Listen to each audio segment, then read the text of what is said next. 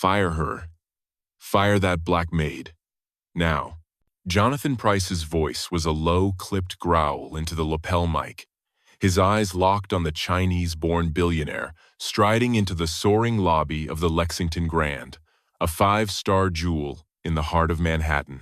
She's not to be anywhere near this meeting. The polished marble floor threw back the amber glow of a massive crystal chandelier overhead. Price, general manager of the hotel, gave his tie a final tug, his face frozen into the 1,000 times practiced welcome smile. Leonard Zhang, chairman of Zhang Capital, holder of billions in luxury real estate and hospitality assets, stepped through the revolving doors, flanked by 6 associates in impeccably tailored dark suits. "Welcome to the Lexington Grand, Mr. Zhang." Price extended his hand. Zhang didn't take it. Instead, he turned to one of his men and spoke a stream of Mandarin, voice low but edged with clear challenge. Price's smile faltered. Panic flickered in his eyes. He yanked out his phone, swiping frantically to open the translation app. A tinny AI voice butchered the pronunciation so badly that Zhang's brows drew together in visible irritation. "I'm terribly sorry, Mr. Zhang, but I'm afraid none of our staff speaks Mandarin," Price admitted, feeling 20 years of career begin to splinter apart. The words hit the vast lobby like a gavel striking a death sentence. Zhang's 6 associates traded quick, unreadable glances. Zhang said nothing, his fingers tightening around the slim leather briefcase rumored to hold a multi-million-dollar contract. Down the corridor, a black housekeeper in a gray uniform quietly pushed her cleaning cart past. Her eyes brushed Zhang's for a fleeting second before she looked away, face cool, betraying nothing. No one here knew that in a cramped Harlem apartment, her wall held a Harvard diploma and a master's degree from Peking University. No one knew that in just a few hours, she would alter the outcome entirely. 3 hours earlier, the Lexington Grand buzzed with the kind of controlled urgency reserved for summits and state visits. This was the same lobby that had welcomed heads of state, Hollywood royalty, and tonight, it was preparing for one of the most powerful guests ever to cross its threshold. "Mr. Zhang will arrive at exactly 2 p.m., Price announced in the staff lounge, his tone crisp as a drill sergeant's. His investment group controls over 30 luxury properties worldwide and is considering adding the Lexington Grand to their portfolio. Department heads sat straighter. The executive chef reported an authentic Chinese menu ready to go. Maintenance confirmed the presidential suite's temperature had been set to exactly 72 degrees Fahrenheit, precisely as Zhang's assistant had specified. Front desk had secured VIP access to every top-tier restaurant and private club in New York. "Remember," Price lowered his voice, scanning the room, "Mr. Zhang's net worth exceeds the GDP of some small nations. One mistake, and this deal is gone." A front desk manager hesitated. "I heard Mr. Zhang prefers to conduct business in Mandarin. Should we get an interpreter?" Price waved it off. "His assistant assured me he speaks perfect English. Besides," he held up his phone, "we've got the latest AI translation tech, practically human." When the meeting broke, Price called the head of housekeeping. "Linda, your team needs to be invisible today. Rooms flawless, no staff in sight." "Understood," Linda said. East Tower, upper floors. Naomi Carter, 32, 4 years on the housekeeping staff, was smoothing Egyptian cotton sheets in a luxury suite. Her hospital corners were razor sharp. The silk pillows, each embroidered with the hotel's crest, faced precisely the right direction.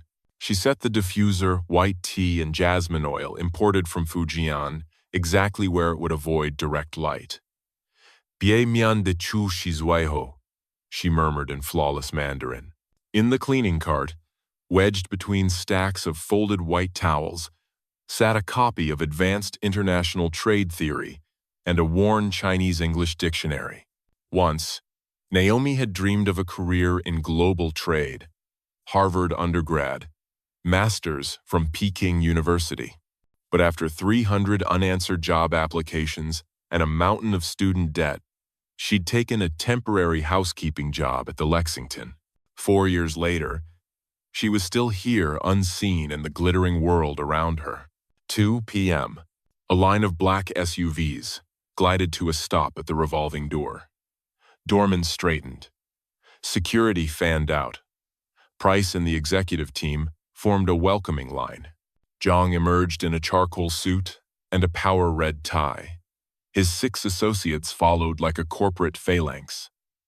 "Welcome to the Lexington Grand, Mr. Zhang." Zhang shook hands perfunctorily, then pivoted to his team, speaking in Mandarin. Price's polite smile froze as he tried to follow. Naomi, pushing her cart along the edge of the lobby, caught the words clearly. "Decor is fine, but I doubt they understand our needs." 1 hour later, boardroom. Price began his presentation market slides, revenue graphs, when Zhang interrupted, asking about New York zoning laws compared to Shanghai, then about recent changes in foreign investment taxes and their impact on the hospitality sector. Price stalled, sweat breaking on his forehead. He handed his phone toward Zhang. The app's output read, "Tax on chickens and mooncakes in the hotel." The air thickened. One associate stifled a laugh. Price tried again. "Foreign money trees law change important now." Zhang set down his briefcase and snapped something sharp to his assistant. She translated, "Mr. Zhang is wondering if you prepared for this meeting at all. These are basic questions any hotel seeking international investment should anticipate." The meeting was over before it had truly begun. Price suggested a break to gather materials. Zhang glanced at his platinum watch, then exchanged a look with his team, a silent verdict. Their time is being wasted. Right then, Jonathan Price's entire career flashed before him. Not just his prestigious post at the Lexington Grand, but the long-promised corporate promotion, the role that would finally make decades of sacrifice mean something. The missed birthdays, the marriage that collapsed, the dreams boxed up in favor of a steady climb up the luxury hospitality ladder, all of it now balanced on a knife's edge. He discreetly loosened his collar, a bead of cold sweat sliding down his spine. In a few hours, the regional director would hear about this implosion. Competitors would circle like sharks in bloodied water. The reputation he had built as a flawless operator would be reduced to hallway whispers about the Zhang debacle. "Mr. Zhang," Price began, summoning his most authoritative tone, "I assure you, we value your time and consideration. If you'll allow me just 5 minutes to gather my senior team, we can answer every question with complete accuracy." Zhang gave the barest nod, speaking a swift line of Mandarin. His assistant, Miss Lin, translated evenly. "Mr. Zhang says you have 5 minutes, but he is beginning to question whether the Lexington truly has the international reach his organization requires." Price thanked him, backing out of the boardroom. His polished smile died the moment the door clicked shut. "Drop everything. Executive war room. Now," he barked into his phone, striding down the hallway, "and bring anyone who speaks even a single word of Mandarin." The first to arrive was the CFO, breathing hard after running up 3 flights when the elevators proved too slow. "Mr. Zhang's asking about foreign investment tax structures and urban zoning codes." Price rattled off. "You got it covered?" "I can handle the domestic tax side," the CFO admitted, "but the international angles, not my area." Price's assistant burst in. "I called our translation service from the Japanese trade delegation last month. They're checking for a Mandarin interpreter." "How long?" "At least 30 minutes. We have 3. The culinary director floated the idea of running multiple translation apps in parallel to compare outputs. The sales director pushed for pivoting to visual slides to dodge language traps. Security mentioned his cousin studied Mandarin, though in another state. Every idea crumbled under the ticking clock. The assistant returned, phone in hand. "The only Mandarin-speaking interpreter they have is out sick." They're scrambling for a backup. Through the sliver of an open door, Price glimpsed Zhang checking his platinum watch, murmuring something to Miss Lin that made her expression tighten. IT's manager hustled over. The app's failing because it's trained for casual conversation, not business or legal terms. Even with perfect Wi-Fi, it can't handle that level of vocabulary. 4 minutes gone. The 5-minute grace period was melting fast. Options? Price scanned the circle of senior staff. Silence. Fine, he exhaled, straightening his tie. I'll go back in, apologize, and propose reconvening tomorrow with a professional interpreter. Even as he said it, he knew it was code for game over. In Zhang's world, second chances were rare currency. Price re-entered the boardroom, his career dangling by a thread. Mr. Zhang, I apologize for the delay, he said, the tension sharp under the polished delivery. We've encountered unexpected technical issues with our translation system. Lin's tone had cooled. Mr. Zhang understands such difficulties can occur. However, he is concerned that a hotel seeking international investment appears unprepared for international communication. Price nodded, swallowing the veiled judgment. We'd like to propose rescheduling for tomorrow to ensure full and accurate translation. Zhang's expression shifted from disappointment to decision. He conferred in low tones with his team. Briefcases clicked shut. Phones lit up. Mr. Zhang has meetings with 2 other hotel groups over the next 3 days, Lin translated, hesitating just enough to twist the knife. He may focus his attention there instead. The message was crystal clear. He was ready to walk. Please assure Mr. Zhang we value his time deeply, Price pressed. Perhaps we could continue with the non-technical sections while my team works overnight to prepare. Zhang raised a hand, silencing him, and spoke to Lin without looking at Price. Mr. Zhang is weighing whether continuing this meeting is worth his time, she said.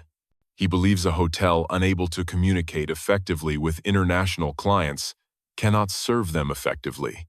Beside Zhang, a senior aide was already typing, almost certainly lining up alternatives. Outside the glass wall, department heads stood frozen, watching the deal and Price's career teeter. Through it all, Naomi Carter remained in the hallway, dusting ornate crown molding like she had all morning. 4 years in housekeeping had made her a master of invisibility. But unlike the suits inside, she understood every word on both sides. She knew exactly what Zhang meant about the latest foreign investment tax amendments, and how Manhattan's vertical zoning revisions could impact mixed-use hotel retail projects. More importantly, she caught the subtext. This wasn't just a translation breakdown. It was a litmus test for the Lexington's global competence. Naomi's rag hovered mid-air. 4 years of hiding her skills behind a gray uniform. 4 years of keeping her head down after being reprimanded at her last job for stepping in to translate for Japanese guests. Know your place, the manager had said. Since then, she'd just paid her loans, fired off job applications at night 217-inch the past year, 63 interviews, 0 offers. Now, with the meeting collapsing, she felt the pull. Self-preserve or step in? Price had never even looked her in the eye, so why save him? But if Zhang's investment came through, maybe, just maybe, a door would open for her. She peeled off her gloves, smoothed her hair, and stood tall. 4 years of invisibility were about to end. Inside, Zhang was closing his portfolio. Price looked like a man watching the tide pull away everything he'd built. Mr. Zhang, perhaps we should— Excuse me. The voice cut clean through the tension. Head swiveled half in surprise, half in irritation. Not now, Price snapped, waving her off. Naomi ignored him and met Zhang's gaze. Sir, I overheard your question about the recent foreign investment law changes, she said steadily. I believe I can assist with translation. The room went still. Zhang's brow lifted. Lin blinked. The aides exchanged curious glances. Price stared at her, as if she'd materialized out of thin air. Zhang replied in rapid, region-inflected Mandarin, laced with technical finance terms, a deliberate stress test. Your Mandarin is excellent, he said.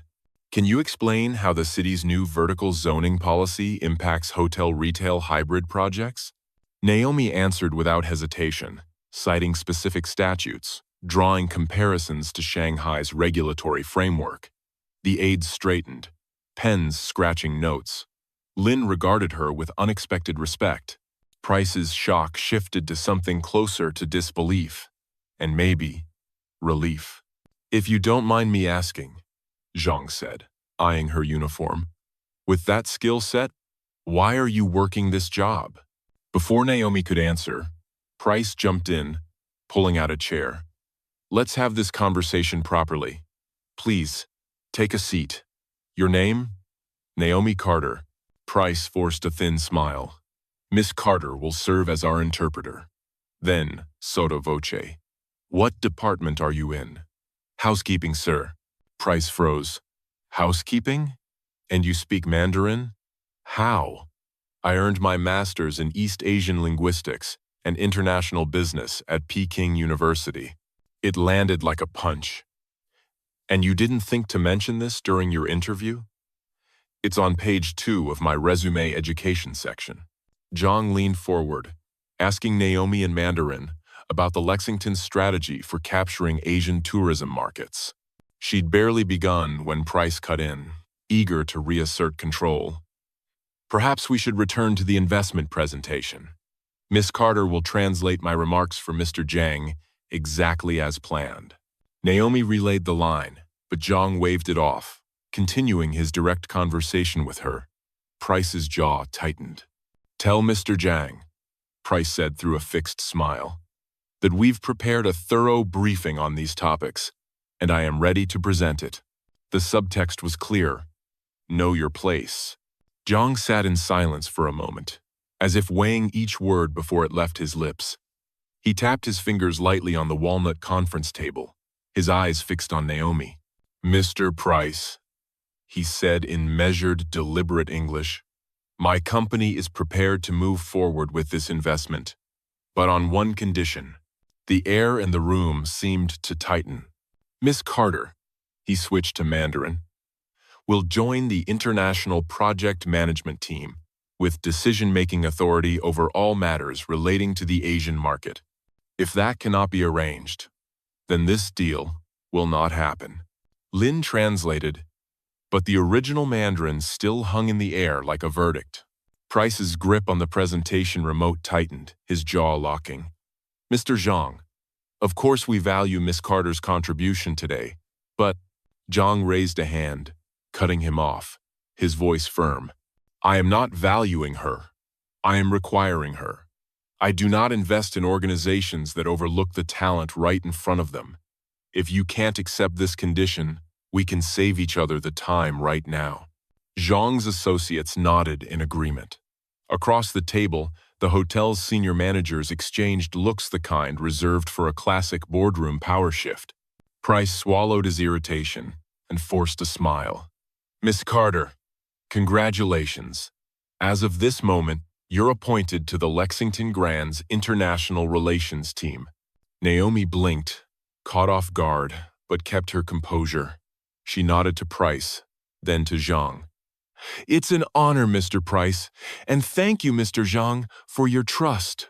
Zhang's rare smile flashed, his eyes glinting with approval. Don't thank me. Prove me right.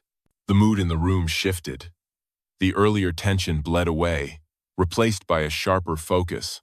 Naomi opened her laptop without hesitation, sketching out a preliminary strategy for entering the Chinese market slides in both English and Mandarin, while explaining how to leverage new tax incentives and target the rising trend in multi-generational family travel. Zhang's team nodded along, occasionally exchanging quick comments in Mandarin. This time, Price didn't need a translation app to understand. The Lexington had just been saved, and the credit belonged entirely to the person he had nearly kept out of the room. When the meeting adjourned, Zhang shook Price's hand. But the handshake that would have made headlines, had the press been present, was the one he gave Naomi. In the hallway, Price fell into step beside her, lowering his voice. "You know, this morning, I never imagined I'd be saying this. But, well done." Naomi allowed herself a small smile. "Thank you, Mr. Price. And I think we should put WeChat Pay integration on the priority list." Price stopped mid-stride, then let out a short laugh. Noted. Far down the hall, Zhang glanced back, his eyes finding Naomi with a look that seemed to say, "The real game is only just beginning." Price's face flushed as the weight of Zhang's comment settled over the room. The hotel's senior managers exchanged uneasy glances. Linda, the head of housekeeping, had slipped in unnoticed and was now looking at Naomi with a completely new awareness. "It's clear there's been a misunderstanding about Miss Carter's qualifications," Price said, his voice polite but stiff. "Rest assured, we value every employee and are always looking to optimize our talent allocation." The corporate boilerplate rang hollow in the wake of the direct exchange between Zhang and Naomi. In that moment, Price saw the hotel and his own management style through Zhang's lens. This wasn't just a failure in language preparation. It was a systemic failure to recognize and leverage the talent already within their walls. How many other Naomis were hidden somewhere in this building, their abilities ignored, their potential left untapped? The realization cut both professionally and personally.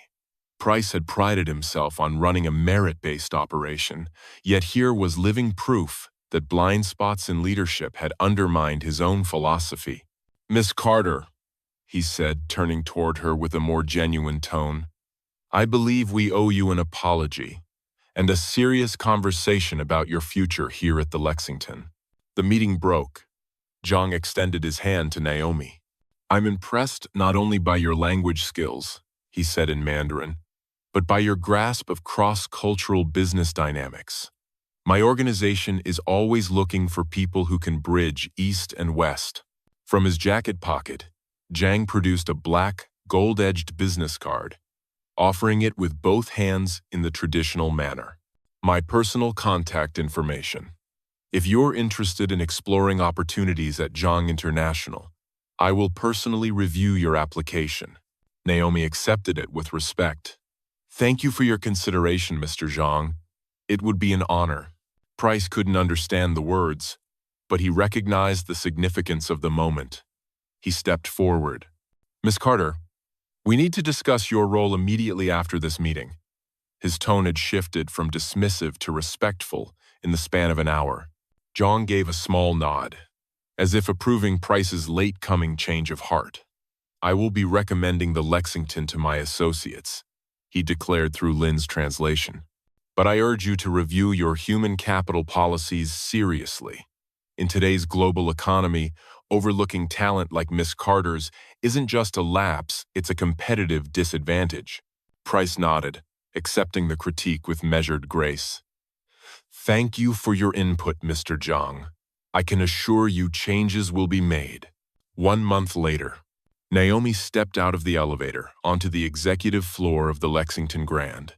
The gray housekeeping uniform was gone, replaced with a sharp charcoal suit. The simple work shoes had given way to low heels, each step tapping confidently across the marble. Her new ID badge read, Director of International Guest Relations, a role created specifically for her. Passing the front desk, colleagues who once brushed past her without notice now greeted her with nods. Her office, once an underused conference room, had been redesigned with a refined blend of Chinese cultural touches and modern tech. A handcrafted tea set beside a top-tier laptop, shelves mixing language reference books with hospitality management texts. On her desk sat 2 framed items. Her master's degree from Peking University finally displayed after years in storage, and a letter of intent from Zhang International confirming the Lexington as part of their investment portfolio. Price had offered her the position that very day, with a salary that allowed her to get her long overdue student loans under control. But more valuable than the paycheck was the opportunity, her first since returning from China, to fully use the skills and education she had fought for. In the grand conference room, Naomi addressed 30 employees from across departments: housekeeping, maintenance, culinary, front desk, concierge, all in uniform, but here today not to serve, but to be seen. "Welcome to the first session of the Lexington's Hidden Talent Program," she began. "Each of you was invited because, in our survey, you shared skills, education, or languages that have never been part of your current job." Behind her, the screen displayed a bold message: seeing the whole person behind every position. "A month ago, I was pushing a housekeeping cart right outside this very room," she continued. "Today, I'm here to help restructure our services to better serve international guests. That change didn't happen because I learned new skills. It happened because the circumstances finally allowed my existing skills to be recognized." The next slide showed survey stats. 40% of staff speak at least one language beyond English. 65% have degrees or certifications unrelated to their current job. And 78% possess specialized skills the hotel has never tapped. "This isn't just about foreign languages," Naomi emphasized. "It's about recognizing that each of you brings your whole self to the Lexington, not just the part listed in your job description." At the back of the room, Price nodded. The initiative had been his proposal, a systematic effort to avoid future Naomi cases, as the board now called them. "Today, we're beginning career development pathways to connect your hidden skills with the hotel's needs. Excellence in service starts with recognizing excellence in our own people." By late afternoon, sunlight poured across the Lexington's grand lobby. Naomi wrapped up her last task of the day, welcoming a delegation of business travelers from Shanghai. Her Mandarin flowed effortlessly as she introduced new amenities: a tea ceremony service, WeChat Pay integration, and suites designed with feng shui principles.